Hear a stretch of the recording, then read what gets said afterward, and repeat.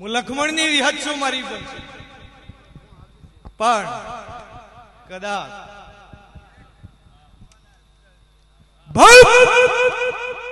માધવજી ના હોય તો મારું નામ લખમણની વિહત ના કહેવાય.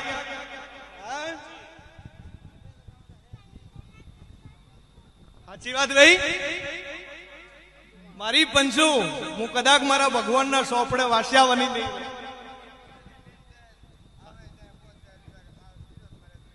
સાચી વાત ભાઈ.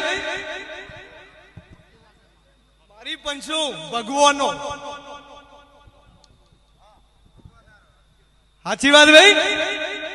માતા આજુ હરિયા વડદાની વિહત છું મારી પંચુ રાવણે ધોળવા મામા.